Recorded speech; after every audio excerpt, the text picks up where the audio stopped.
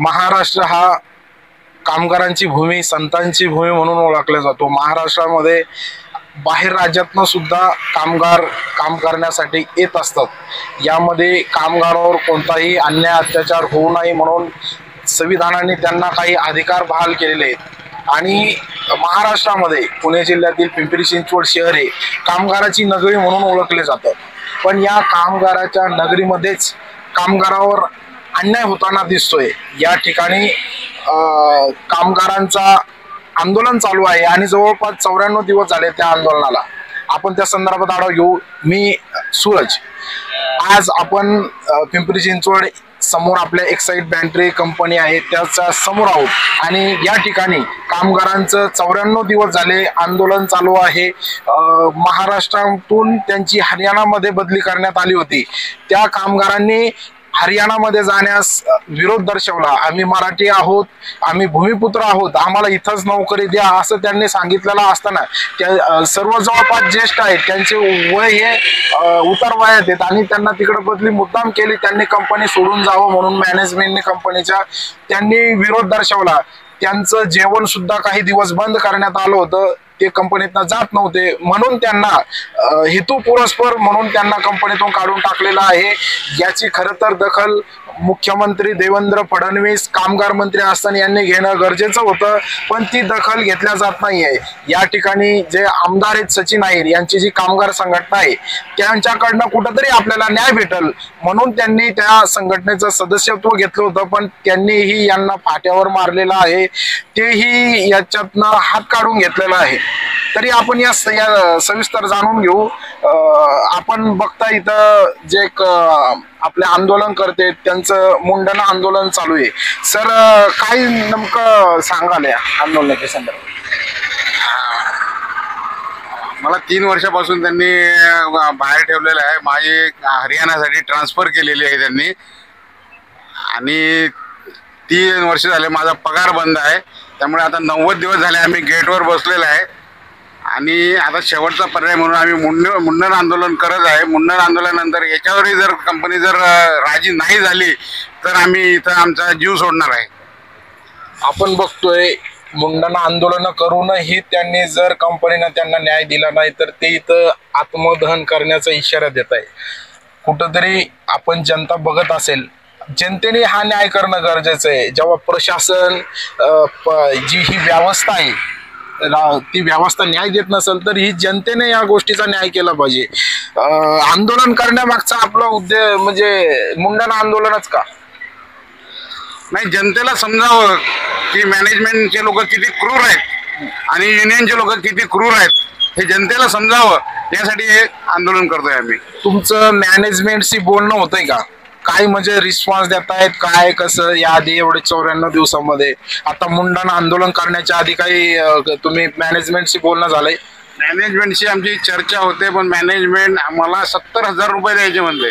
आज माझी इथं 32 वर्ष सर्व्हिस झालेली आहे आणि मला म्हणतात 70,000 रुपये घेऊन तुम्ही बाहेर जा म्हणून। किती लोक आहेत? आम्ही 31 लोक आहे। 31 लोकांतले 10 लोक आम्ही ट्रान्सफरवाले आहे आणि 10 लोकच आम्ही ही केस लढतोय पुढं। जे आंदोलनात जे बसले आहे ते 10 लोक आहे आम्ही आणि ते सर्व ट्रान्सफरवाले आहे। त्यांना आम्हाला आमच्या विरुद्ध काही पुरावा नाही मिळाला, त्यामुळे आम्हाला त्यांनी ट्रान्सफर केलेलं आहे आणि हा मुद्दामून त्रास देणं चालू आहे त्यांचा आम्हाला। कामगार मंत्री असेल किंवा मुख्यमंत्री यांच्याशी तुम्ही संवाद साधलाय का? या संदर्भात पत्रव्यवहार केलाय का? त्यांच्याकडनं काही तुम्हाला प्रत्युत्तर आलंय? मी देवेंद्र फडणवीस यांच्या बंगल्यावर जाऊन त्यांना निवेदन देऊन आलेलं आहे। नितीन गडकरी साहेबांच्या बंगल्यावर जाऊन निवेदन देऊन आलेलं आहे। रवी राणा साहेबांच्या बंगल्यावर जाऊन निवेदन देऊन आलेलं आहे आणि इथले जे स्थानिक आमदार आहेत यांच्याही जवळ आम्ही निवेदन घेऊन गेलेलं आहे। कामगार मंत्री पुणकर साहेब त्यांना पण निवेदन दिलेलं आहे। अनेक दिवस झाले हे कर्मचारी आंदोलन करतायत। सर्व कामगार मंत्री असेल किंवा राज्याचे मंत्री असेल यांना सगळे भेटलेले, त्यांच्या बंगल्यावर जाऊन आले, कधी त्यांना वेळ भेटत नाही। तिथून तसेच ते आता वन फिरतायत न्यायासाठी। जर भारतात लोकशाही आहे, त्यांना न्याय भेटत नसेल त्यांनी जायचं कुठं? आज त्यांच्याकडे लक्ष देण्याची गरज आहे। सरकारने त्यांच्याकडे लक्ष दिलं पाहिजे। आपण त्यांच्या व्यथा जाणून घेऊ। सर तुमचं नाव काय सांगाल? माझं नाव आहे सुनील परसे. मी या कंपनीमध्ये जवळजवळ 17-18 वर्ष सर्व्हिस केली आणि माझी 17-18 वर्ष अजून सर्व्हिस बाकी आहे. यासोबत माझ्या वडिलांनी माझ्या अगोदर 32 वर्ष इथं सर्व्हिस केले. आम्ही 2 पिढ्यांपासून या कंपनीला सेवा देत आहोत. कुठंतरी युनियन बदलाचा राग मनामध्ये धरून कंपनीने या आमच्यावर सर्व सूडबुद्धीने कारवाया केलेल्या आहेत आणि त्या सूडबुद्धीच्या कारवायामध्ये फक्त आम्ही संघटनेसोबत गेले 3 वर्ष आले बिनपगारी आहे आणि प्रामाणिकपणे आहे. संघटना लागावी म्हणून आम्ही विविध निदर्शनं केली, आंदोलनं केली, उपोषणं केली. हा सर, तुम्ही संघटनेचा विषय काढलाय, यामध्ये आमदार सचिन अहिर यांच्या संघटनेच्या बाबतीत काय सांगाल? काही नाही, कुठेही तकलादू भूमिका आहे संघटनेची. आज आम्ही त्यांच्यासाठी जीवाचं रान केलं. आम्ही संघटनेचं नाव काय सर? त्यांच्या संघटनेचं नाव आहे महाराष्ट्र राज्य राष्ट्रीय कामगार संघ.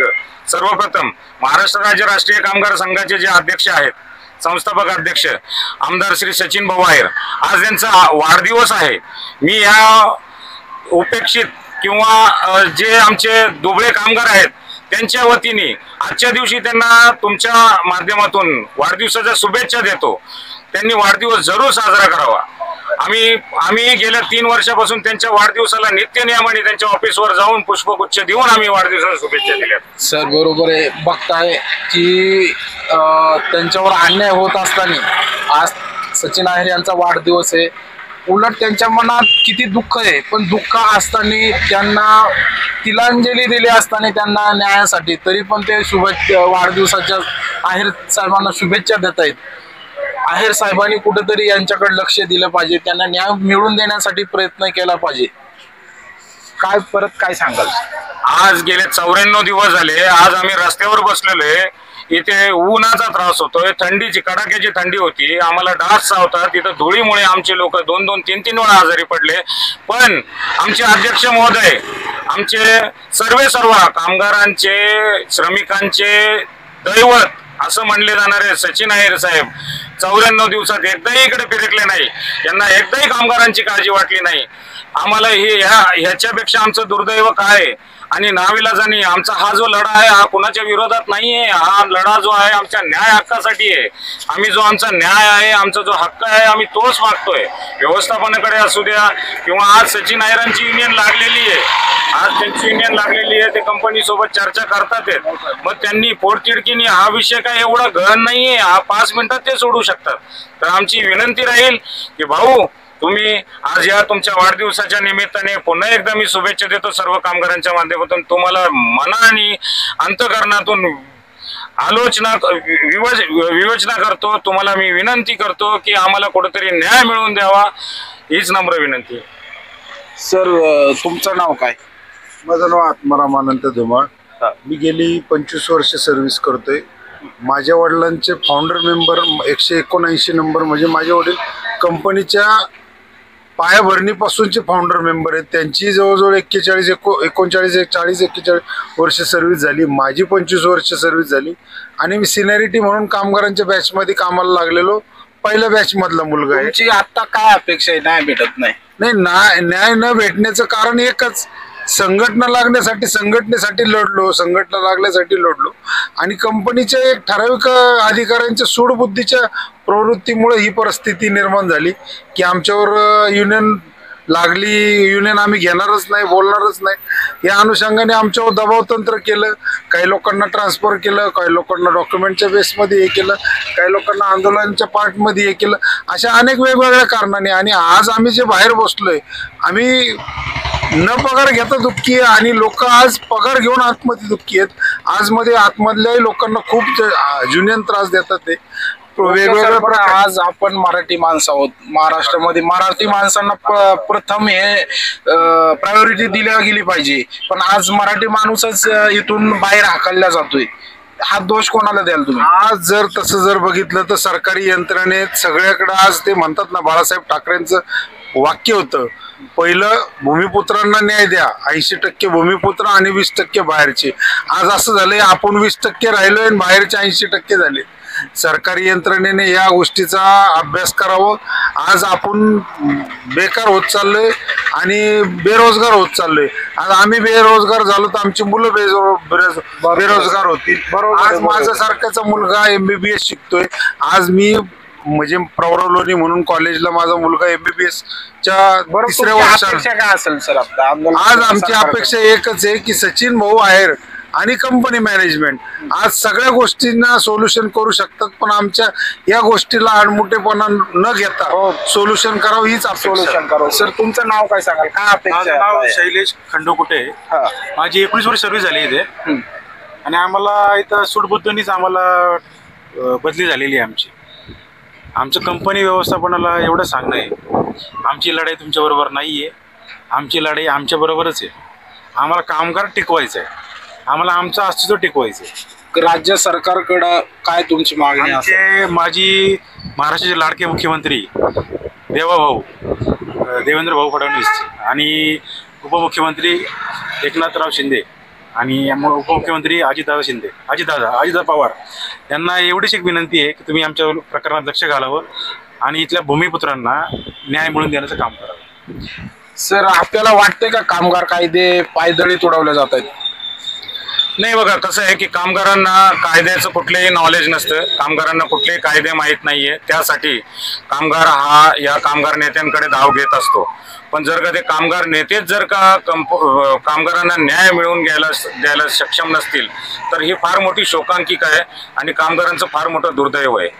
मग याच्या कायद्याच्या बाबतीत आम्ही आता कुठलेही भाष्य करू शकत नाही. ते मुंडण आंदोलन झाल्याच्या नंतर न्याय भेटला नाही तर तुमची काय भूमिका असणार? नाही, आम्ही आता असं ठरवलेलं आहे की आमच्याकडे गमावण्यासारखं काही नाहीये. आम्ही सर्वस्व गमावलेलं आहे. आम्ही आर्थिक, शारीरिक, मानसिक पूर्ण संपून गेलेलो आहे आणि जर संपलेलोच आहे तर आमच्यामध्ये फक्त आता आमची हिंमत आणि आमचा जीव हा बाकी राहिलेला आहे आणि तो हा आंदोलनस्थळी आम्ही हळूहळू सोडणार आहे. शेवटची भूमिका आमची तेच राहील की आम्ही आमरण उपोषणाला बसणार आहे. अजूनही आम्ही व्यवस्थापनाला विनंती करत आहोत. आजचा आमच्या आंदोलनाचा 94वा दिवस आहे. आज आम्ही दुसरं पाऊल उचललेलं आहे. म्हणजे एवढं आम्ही पेशन्स ठेवून, आम्ही संयम ठेवून चाललेलो आहे, कारण आम्ही कुठं ना कुठंतरी संधी देतोय व्यवस्थापनाला, आमच्या संघटनेला की तुम्ही हे लवकरात लवकर मार्गी लावावे. बस आमची इच्छा आहे की लवकरात लवकर आम्हाला न्याय द्या. आपण बघताय इथं मुंडण आंदोलन चालू आहे. मुंडण आंदोलनाची सर तुमचं आता हे मुंडण आंदोलन चालू आहे, या माध्यमातून तुम्ही राज्य सरकार वगैरे यांना काय सांगाल? राज्य सरकारला पण एवढं विनंती आहे की त्यांनी आमचा प्रश्न आहे ना लवकरात लवकर आहे ना संपवा. आणि आमची फसवणूक फक्त युनियनवाल्यांनी केली आहे. कंपनीचा आमचा काही संबंध नाही. कंपनीमध्ये मी 35 वर्ष काम केलं आहे. कंपनीचा याच्यात दोष काहीच नाही, फक्त युनियनवाल्यांनी आम्हाला फसवलेलं आहे. बघताय आपण जे सचिन भाऊ आहे रामदार आहेत, त्यांची युनियन आहे, त्या युनियननं फसवल्याचा आरोप ते करतायत.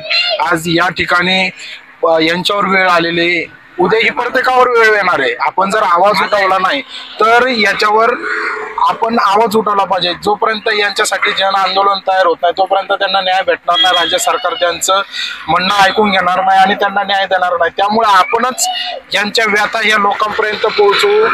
प्रत्येकाने यांना सहकार्य करावं. आज या आपण होतो या ठिकाणी त्यांचं आंदोलन एक साईड व्यवस्थापन आणि संघटनेच्या विरोधात निषेध म्हणून मुंडण आंदोलन होतं. याच्यावर राज्य सरकारने विचार करावा.